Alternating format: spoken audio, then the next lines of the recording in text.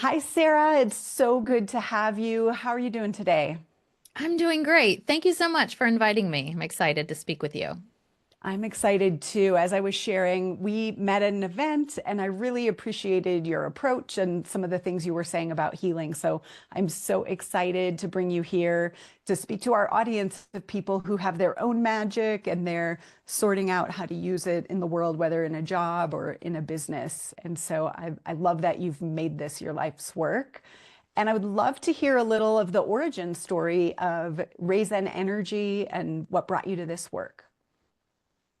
Well, like many, I have my own health journey. I was pregnant with my first child about 20 years ago, and a nasty bout of food poisoning resulted in horrible symptoms. And within 2 weeks, I had hip pain and joint pain and eczema and food sensitivities. And I hoped it would go away as soon as the baby showed up, but it did not. And he had health issues too. And so I grew up in a medical family. My father was a surgeon, and he always had an answer for everything, right? There was a big room of pills and surgery and things that you did when you didn't feel good. But doctors didn't have any answers. And so they told me that all I could do was avoid the foods that caused my symptoms, but that was about 90% of what we were eating. So I didn't feel like that was sustainable. So I really embarked on a holistic health journey. And it was when we found energy medicine that we really propelled forward. And so I'm pretty passionate now about helping people realize there is a way to heal, even if everyone else is telling you there isn't, or if nothing else has worked. Beautiful. And when you say we, I assume you mean yourself and your son? Yes, yes, that is correct. Yeah. It seems like so often people will ignore their own health symptoms, but for a child, it's like, I'm not going to let this happen for you. Yeah, and he had colic and he didn't sleep and he was screaming all the time, and so it was really challenging. It was exhausting, and he was obviously in discomfort, and there's nothing like that to motivate you to find solutions. That's totally Yeah. true. Yeah. Now, in your bio, you talk about using energy as well as engineering in the way that you work, which I love. What was your world like before your first child? So, yes, I have two engineering degrees and I worked in software and logistics. I actually was in software sales and consulting and training. I did a little bit of everything at a smaller software company. And then I moved into actually at Nestle Waters. I worked at a major company doing planning and logistics. And that's when my health crashed and I started reevaluating what I wanted to do, and then finally was forced to change Mhm. gears to really focus on our health and reclaiming that.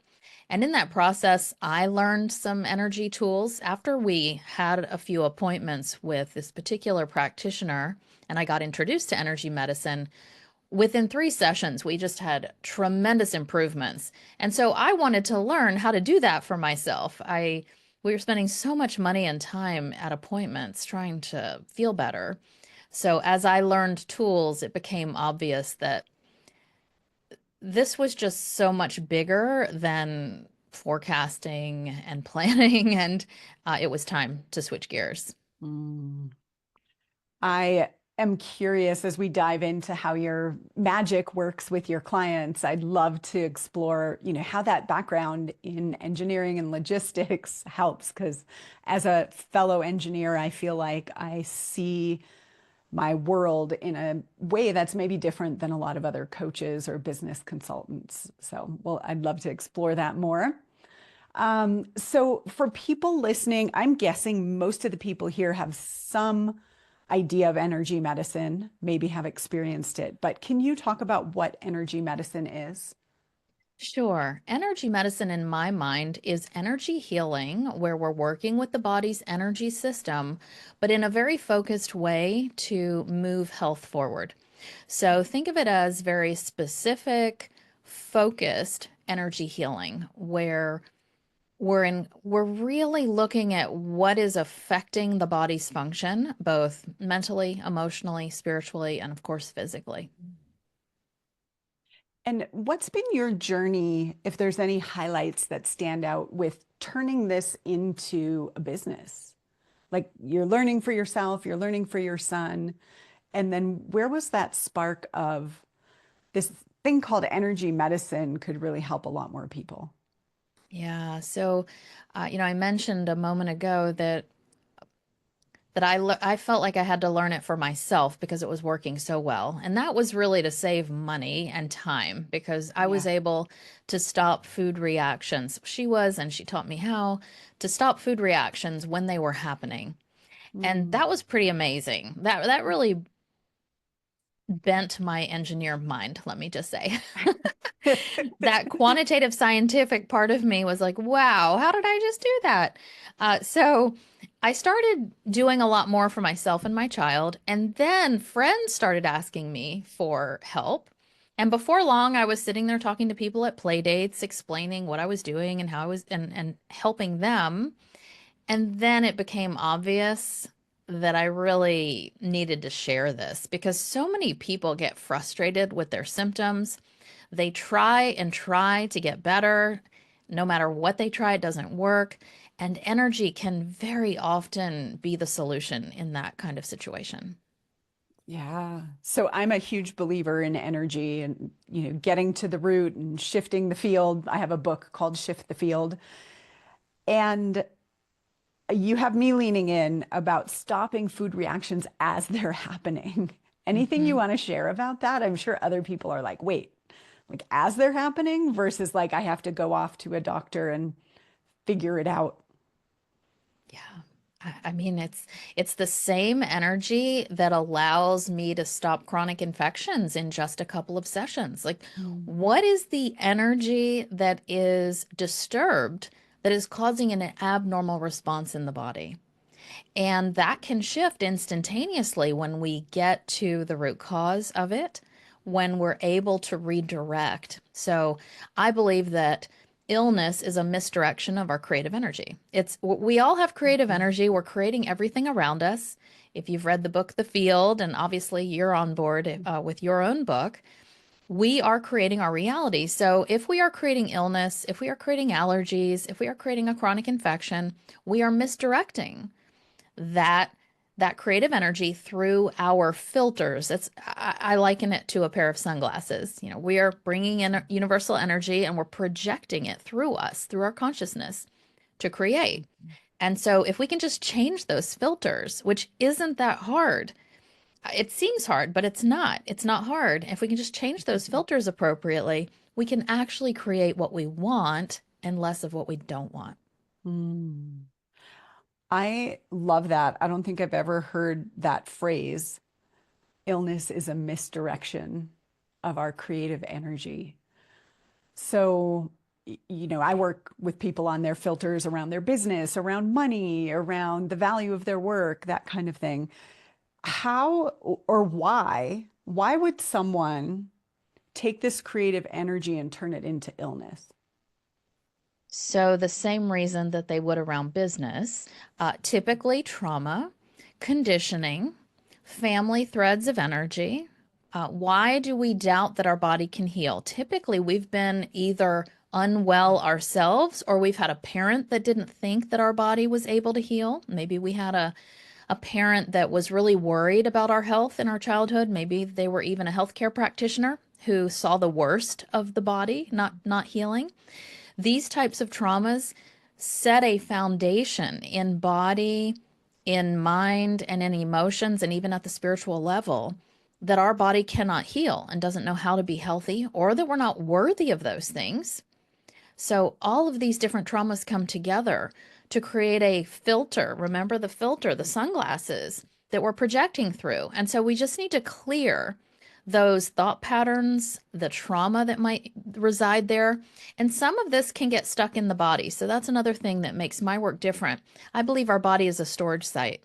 And so we're looking for where, like maybe there's a bacteria or a virus feeding on some of these ideas and it's creating sustenance for that infectious agent. And so that is another huge way that this manifests into the physical. Hmm. Do you see people tend to have the same type of illness over and over, or will it move? So, like if you said a virus feeding on the body, if they heal that, do they manifest something else? Do we, or do we clear it? So if we have gotten to the root cause, if we have unwound it at the deepest level, it's gone for good. And I see that time and time again. If we have only addressed half of the problem, then it could come back in a different area. Typically, it would come back in the same area when the body has a particular area of weakness. It's like that closet that you have in the basement. It's already full. Why not just shove a little more in there? How And do you that's know? really, I know, yeah, I have one too. If that's what the body does, it finds an area of weakness, and that's why that old injury doesn't heal because it keeps getting a little bit more stress and a little bit more stress, and it's not able to fully heal. But if we can get to the root cause of why the issue's there in the first place or what is feeding the infection, it will disappear. And I mean, that's what happened with my client who had, she was fresh out of college and she had chronic strep throat infections every single month for 5 or 6 months. And she came to me and we worked on some anxiety and a little bit of perfectionist tendencies and some trauma from her childhood. Mhm. And within 2 sessions, they were gone. They never came back again. And she circled back to me 6 years later. They had never, ever recurred. So we were able to get to the root cause of what was keeping her immune system from being able to just fight off that strep bacteria. It's amazing. It is. It's amazing. It's truly the power that we have to improve our health is truly staggering. Hmm. I'm curious, this is called activating magic. And for me, our magic is in connection with the divine, right? Like source energy. Everything is possible through source energy.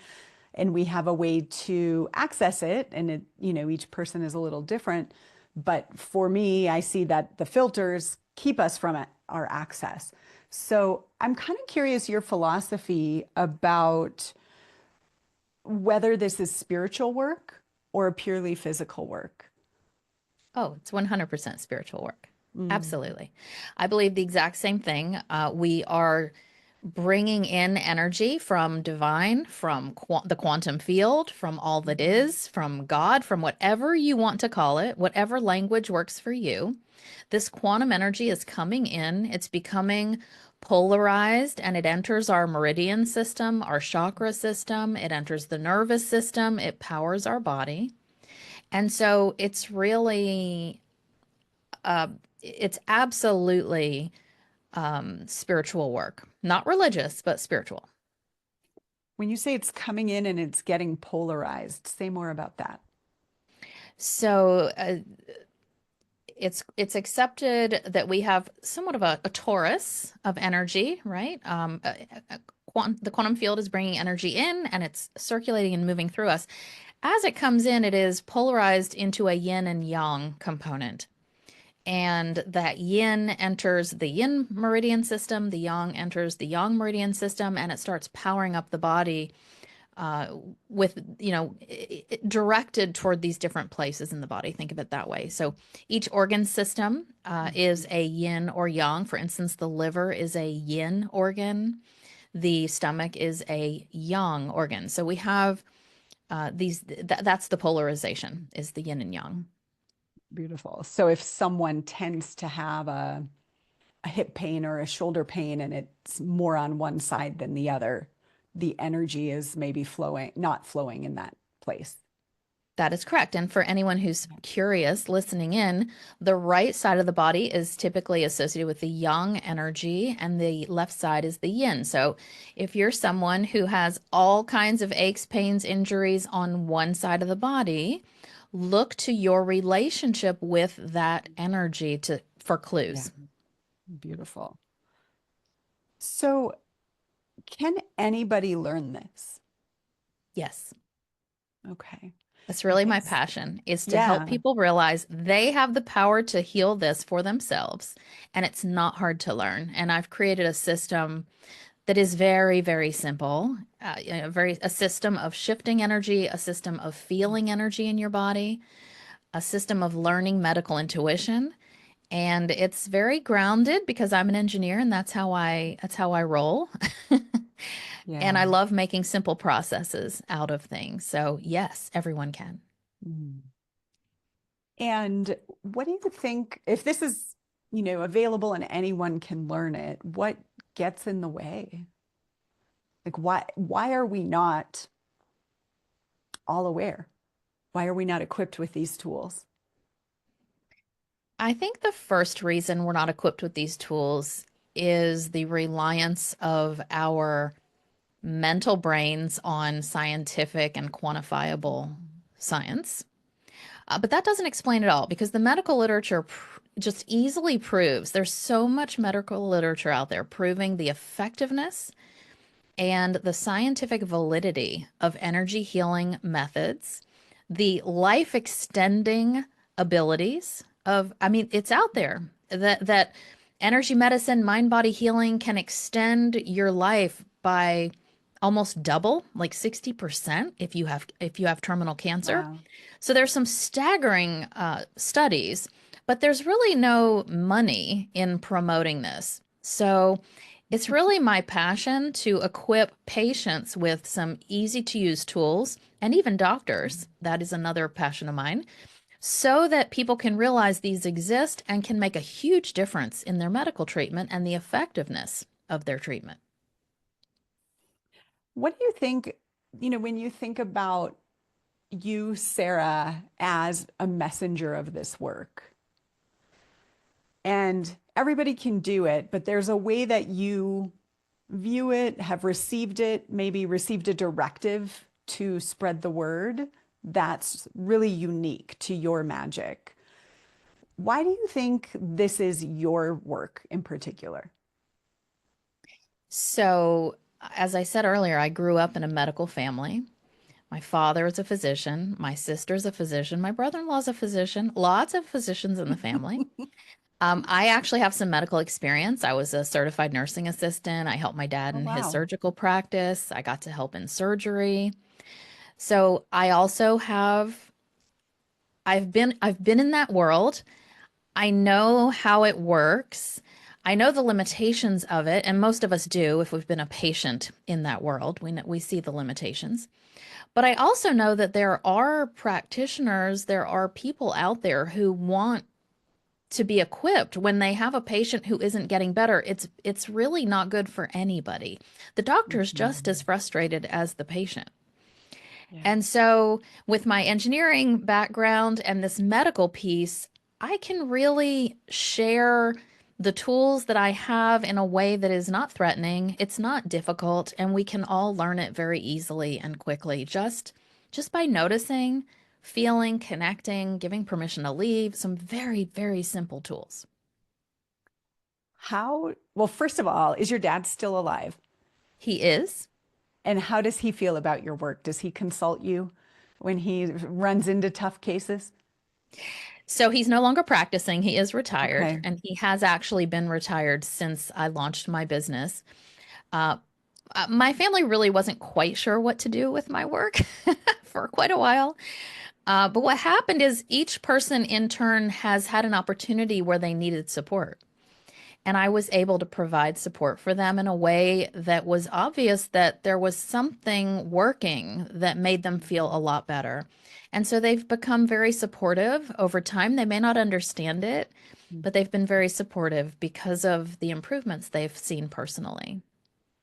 I love that. I have a person in my life who, whenever I visit, her health improves. And, it's like undeniable. And she credits me for it. She's on a healing journey. And yet, she's not bought into actually doing the things and paying a provider to help her with her energy. Yeah. Yeah. Yeah. Well, that's beautiful that you have that feedback. Yeah. So I'm curious, in your bio, it talks about actually working with the patient and their medical provider. And Mhm. I'm hearing how you have a unique ability to do that with your background, like some credibility. Um, Give us some sense of inspiration or hope that traditional medical practitioners are more open. Like, what's been your experience to make us feel good that we could bring someone like you in to a treatment? So the world is definitely changing. I mean, if you look at where the world was 30 years ago, we didn't have yoga studios in every city. We didn't have meditation circles. Like the world is changing. And with it, also, the functional medicine and integrative medicine movement is growing by leaps and bounds. You can now find functional medicine practitioners and holistic and integrative practitioners in a lot of places. I just got back from speaking at an integrative cancer conference. That didn't even, I mean, these resources were not easy to find 20, 30 years ago. And in Yeah. a lot of cases, they didn't exist. So we have a world that is shifting and changing, and that's partially because patients are demanding it.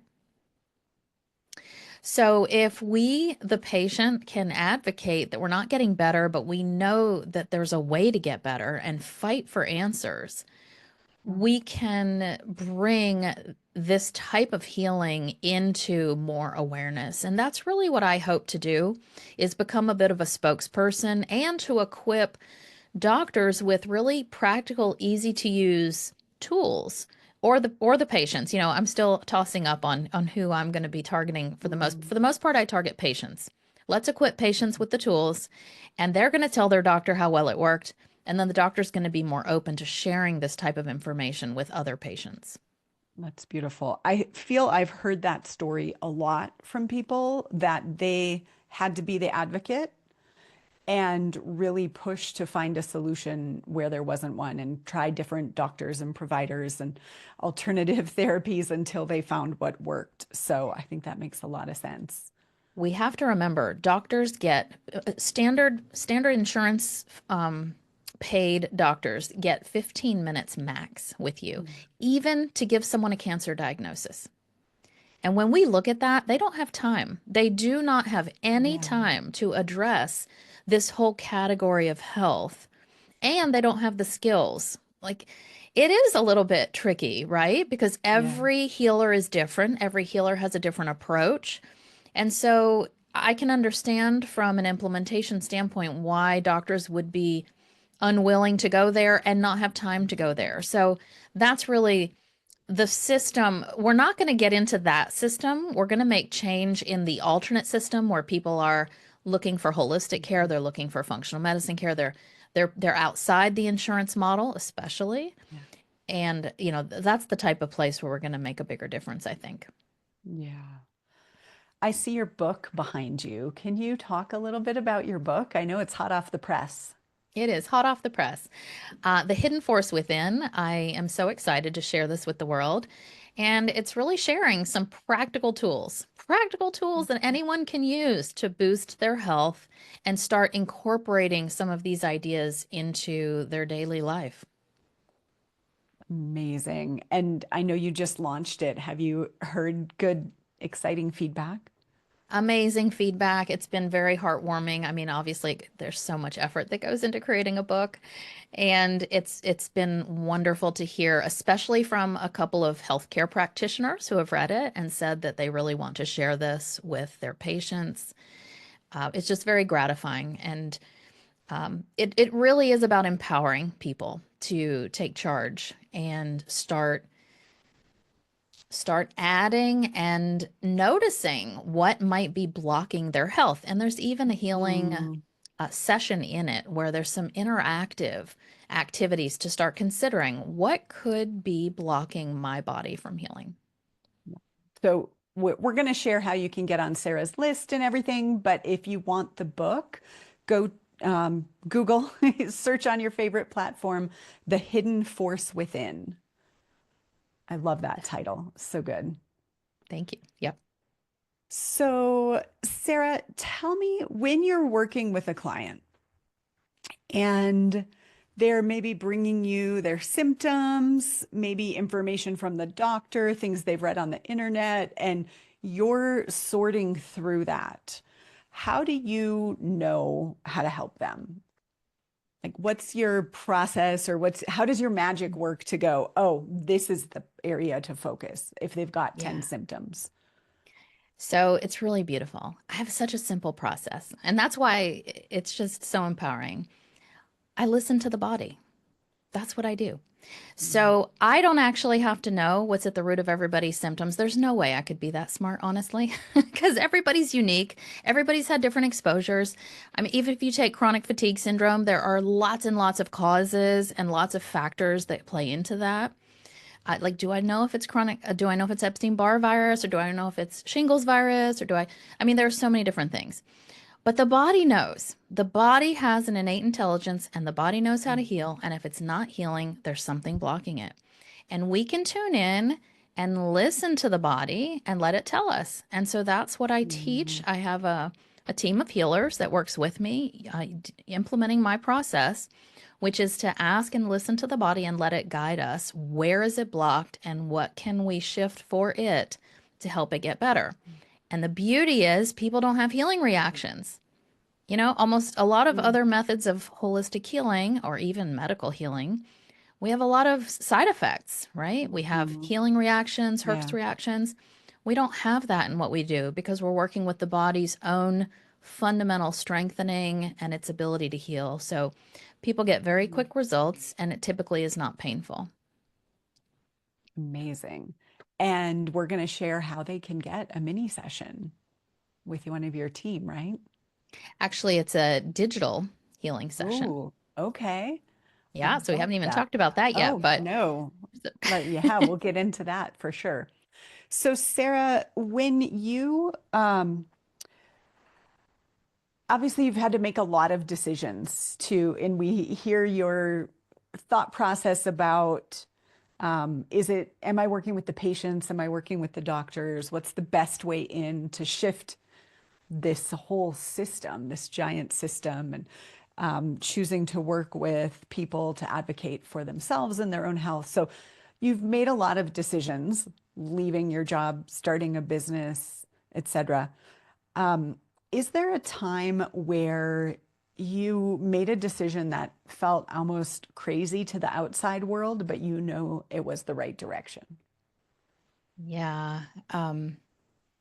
I actually write a little bit about this in my book, but um, I went through a process to purchase my office building. And we were in the sales cycle, and by all accounts on paper, it was the dumbest thing to do in the world. It's an over 100-year-old building. It's gorgeous. It's beautiful, but it had foundational work that needed to be done. One of the footings was crumbling. It had sagging roof rafters, like had major structural Oh, issues that needed to be repaired. And those were a minimum of $25,000. Like it was a minimum investment of that. And uh, the sellers were not interested in discussing any, like they just completely dismissed it all as rubbish. Oh, the porch on the back was out of code. It wasn't attached to the building, so it was a death trap, according to the inspector. So there were just a lot of problems. And we actually walked away from the deal, but I just intuitively knew it was the place for my business. And so it was a little bit annoying, honestly, to have to force through that because there was a part of me that really wanted to walk away. Um, but I'm glad I didn't because it is now the home of my wellness center, and it is an amazing building, and I'm very happy here. wow. Did people advise you to walk away? Yes, yes. We were advised to walk away. In fact, when we came back to the deal a second time, because I just couldn't picture my business anywhere else. The realtors wouldn't return our calls. Like we were asking to get an Mm. inspector in, and they wouldn't get back to us. It was just, by all counts, a very unflowing kind of system. So Wow. most of us without that flow, we would walk away, right? Yes. Intuitively, if things are meant to be, they typically smoothly flow. And it was not that process, um, but it did work out in the end, Mm. and it's How worked did you out beautifully. know? How do we know? I just I just felt deep in my gut that it was the right place. It met all of my needs. It was close to home. It was right off the interstate. It was in a little small town. Like it's cute. It's an adorable place. I just knew when I saw the building that it and the energy of the building is amazing. It's a very high vibe place. Mhm. I don't know. I just knew. And my husband wasn't so sure. And that was a little bit hard too. So he's like, I don't know about this. Yeah. I love that you said, how do we know? Because that really is the question that I want to answer via this podcast. So I love that. You said deep down in your gut. And then there were some practical things and the Yeah. vibration. And vibration Yeah, doesn't lie either. it And the body doesn't. doesn't lie. No, that's true. And I'll share a tip that I tell my clients, which is how do we know what's intuition and how do we know what's just our mind trying to trick Mhm. us? And what I tell people is when you receive that information, if your mind is clear and still, it's Mm. likely intuition. And if you're receiving information when your mind is really busy and distracted and you're Mm. churning through things in your brain, it definitely could not be intuition. So Yeah. the advice I give folks is to just get as calm, clear, and centered as possible. Maybe do a little meditation or go Mhm. outside and get grounded and get into your body and then ask for guidance. And that is likely to be intuition. Beautiful. I love that. Okay, so let's talk about digital healing. What would you like people to know about what's possible through digital healing? Yeah. Um, Digital healing is doubly mind bending. So, we can acknowledge that we're in someone's presence and we heal from them. Like, I think that that's becoming more universally accepted, not universal, but I mean, within our circles. And then we can stretch the mind a little bit and realize that we don't have to be in the same place as each other. We can actually heal remotely from different locations. And this is proven by quantum physics. It's explainable. It's being proven by experimentation. But then we can take another leap that we can actually heal from a recording of healing. Mhm. And Dr. Emoto proved this. He played music, recordings of music to biological systems and saw the impact on those systems, whether it was ice formations or plant growth. He did some different experimentation on that. But this is the foundation that a recording of an energy source can have the similar impact on a biological system. And so that's the foundation for my digital healing. And it's amazing what these sessions have done for people who have never received an in person or even a virtual healing session from me. They've only used digital Mhm. healing. Mhm. Tell me about the calm and clear, just as an example, some of the results people have gotten, what people can expect from that.